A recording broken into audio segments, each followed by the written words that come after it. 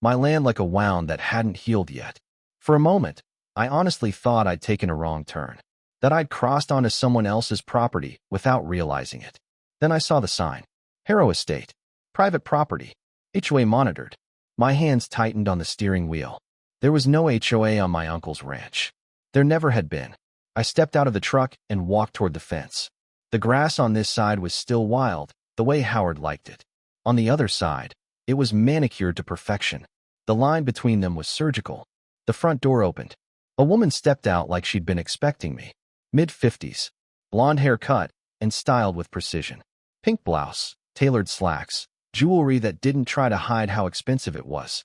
She walked toward me with the confidence of someone who had never once been told no. "Can I help you?" No greeting. No confusion. No hesitation. I pulled the folded documents from my jacket. My uncle's will. The recorded deed. My name printed clearly at the top. "My name is Vincent Gray. This is my land." She laughed.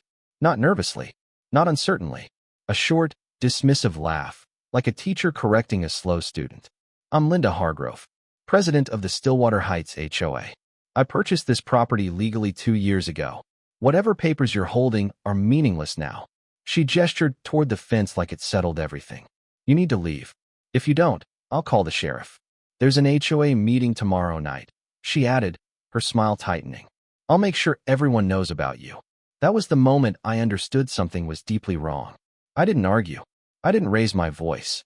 I got back in my truck and drove to the motel outside town. Documents spread across the bed like they might rearrange themselves into a different truth if I stared long enough. They didn't. That night, my attorney confirmed what my gut already knew. No sale had ever been recorded. No transfer. No easement. I inherited 797 acres of ranch land from my uncle, and I thought the hardest part would be walking onto that land without him standing there to greet me. I was wrong.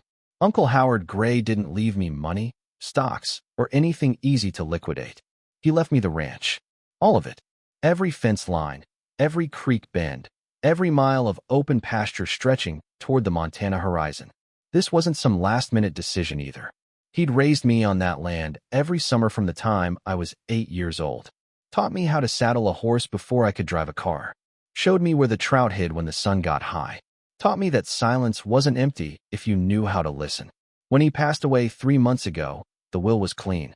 No disputes. No surprises. 797 acres transferred directly to me through probate. I didn't rush out there immediately. Part of me needed time. Another part assumed nothing had changed. That assumption cost me my sense of reality. The drive from Seattle took just under 11 hours. Long enough to rehearse conversations I'd never get to have again. Long enough to remember the last photo he'd sent me of the eastern pasture 18 months earlier. Rolling grass. Fence posts leaning slightly east. Nothing else. I pulled onto the gravel road just before dusk. The gate was still there. Same rusted hinge. Same faded gray ranch sign hanging crooked like it always had. I drove past the stable, heart tightening the way it does when something feels familiar and wrong at the same time. Then I saw it. 200 yards east of the stable, sitting where open pasture should have been, stood a 3-story mansion. Not a farmhouse. Not a cabin. A mansion. Red brick exterior. Floor-to-ceiling glass reflecting the sky. A 4-car garage with hunter green doors. Stone pillars. Professional landscaping that hadn't existed a year and a half ago. Orange survey stakes marked a fence line that carved straight through. Nothing. Legally, the entire 797 acres were still mine, which meant Linda Hargrove had built her dream home on land she did not own. The next morning, I arrived at the Stillwater County Assessor's office before it opened. I waited in my car until the lights came on, then walked inside with my paperwork held so tightly my fingers hurt. The clerk was young, efficient, and tired in the way people get when they've seen every possible version of human entitlement. She reviewed the death certificate, the notarized will, my identification. Then she turned her screen toward me. The records were clear. Howard Gray, 797 acres. Transferred to Vincent Gray. No encumbrances.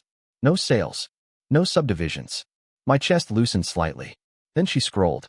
18 months earlier, a survey filed by a company called Hargrove Land Services had redrawn the eastern boundary. 45 acres carved out. Reassigned. Filed quietly into the system. She frowned. This was uploaded but never went through proper approval channels, she said. It has no legal standing. I asked who submitted it. She checked the signature line and hesitated before answering. Tom Reeves, County Building Inspector. I drove back to the ranch knowing two things with absolute certainty. Someone had manipulated official records, and they hadn't expected the owner to show up in person. Linda Hargrove was waiting when I arrived. This time she wasn't alone, and neither was I. When I pulled back onto the ranch that afternoon, she was already standing near the fence line, arms crossed, posture rigid. Beside her was a thick man in his early 60s with a square jaw and the calm, practiced confidence of someone who had spent decades giving orders and watching them get followed. Two other men stood slightly behind them, both wearing polo shirts embroidered with the Stillwater Heights HOA logo. This was not a conversation. It was a display. You again, Linda said, irritation leaking through her controlled tone. I told you yesterday this matter was settled. I held up the county records I had just received. The assessor's confirmation. The lack of any valid transfer. The fraudulent survey filing flagged internally as unauthorized. Doug stepped forward before Linda could say anything else. Son, he said, voice steady and low, I was sheriff of this county for 22 years. I know every judge, every officer, every clerk in that building. You want to make accusations like this, you'd better have more than some printouts from a confused secretary. Linda smiled beside him, assured again. We have permits. Inspections. Everything approved. You're the one trespassing now. She pulled out her phone. I'm calling the sheriff.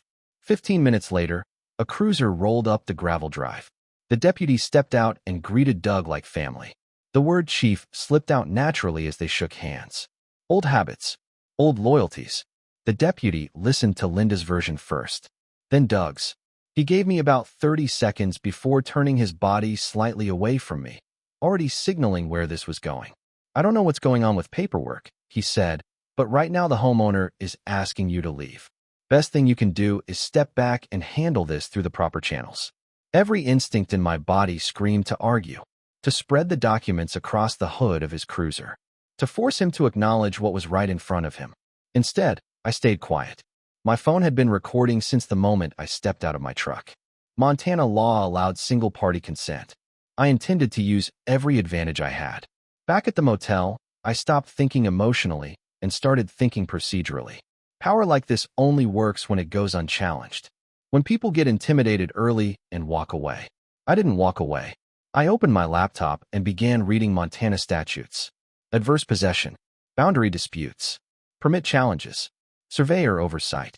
Every path Linda and Doug were relying on to protect them depended on one thing staying intact. Their paperwork. So I attacked it. The next call I made was not to anyone in Stillwater County. I called a licensed surveyor in Billings. Far enough away that no one had played golf with him. Far enough that no favors were owed. He arrived 2 days later with equipment worth more than my truck and copies of the original 1952 deed tied to the Gray Ranch. We walked the property for 6 hours.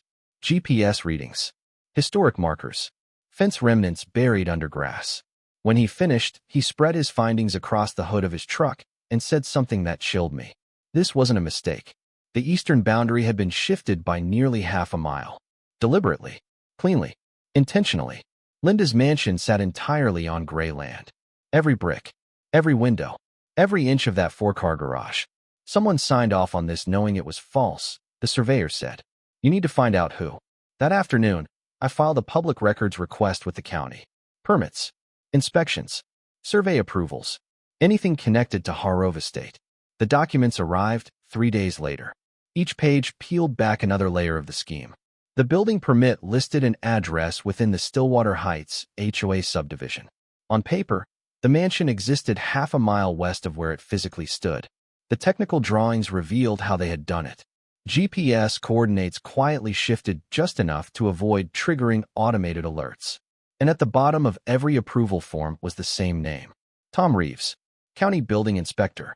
30 minutes of public record searches confirmed what I already suspected. Tom Reeves was Doug Hargrove's brother-in-law.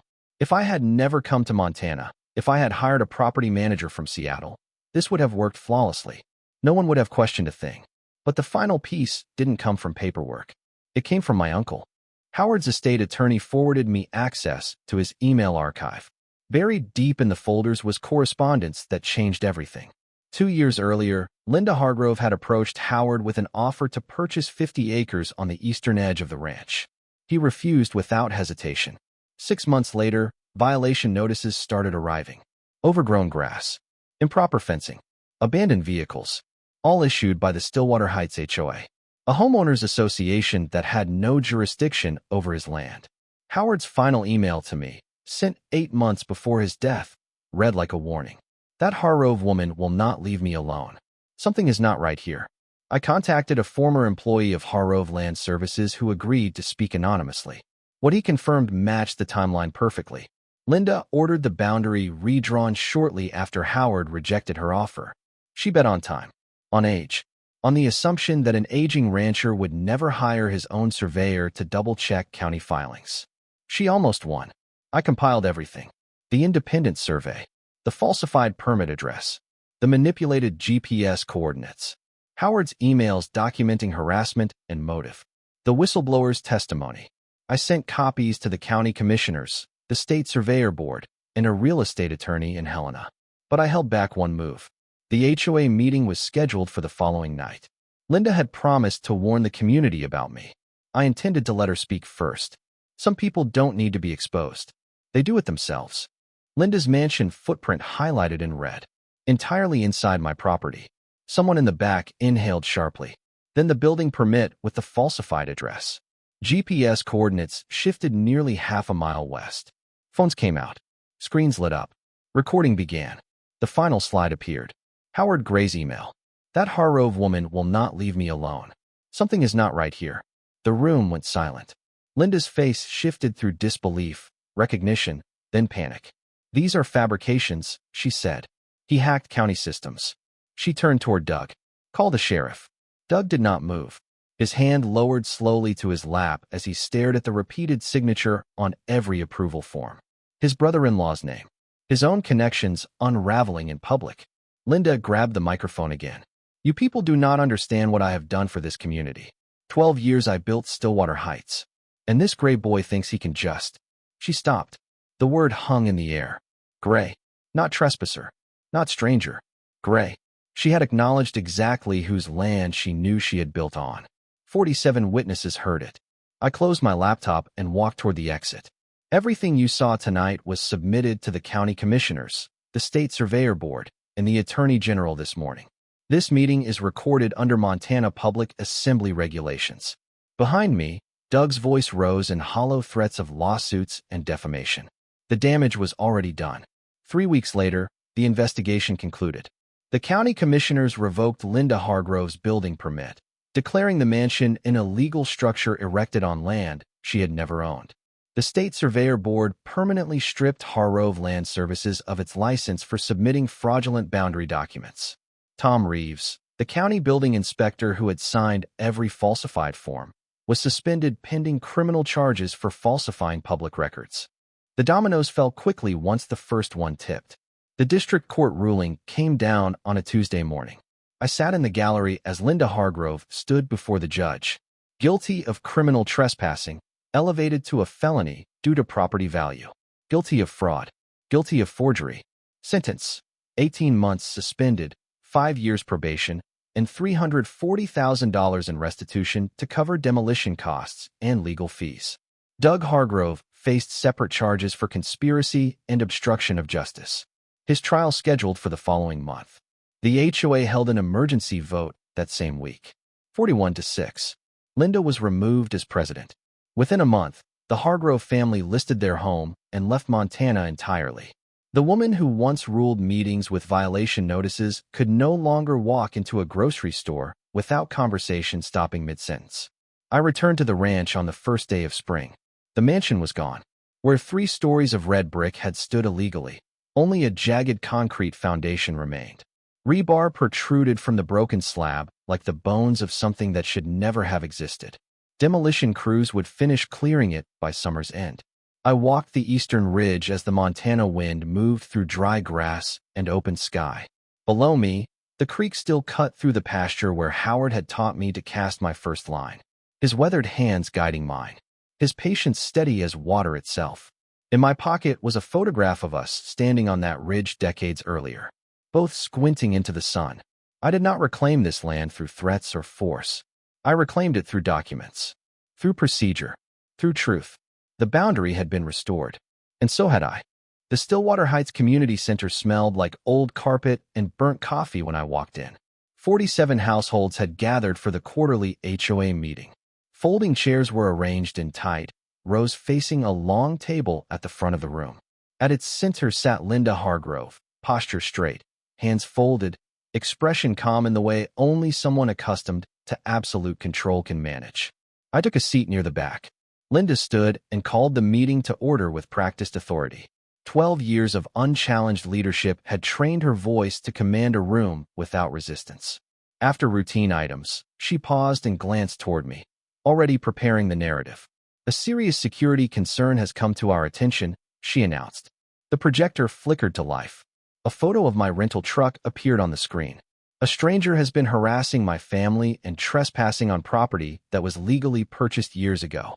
He has exhibited erratic behavior, possible mental instability, and may pose a threat to our neighborhood. Murmurs spread through the room. Heads turned. A woman 2 rows ahead leaned toward her husband, whispering urgently. Linda smiled faintly. I am proposing that this association issue a formal resolution barring this individual from our jurisdiction. I stood. The movement rippled through the room like a sudden wind. You are not a member of this association, Linda said sharply. You have no right to speak. I remained calm. Section 4.7 of your bylaws allows any individual named in an official HOA matter to respond before a vote. I am that individual. A woman in the 3rd row nodded before Linda could object.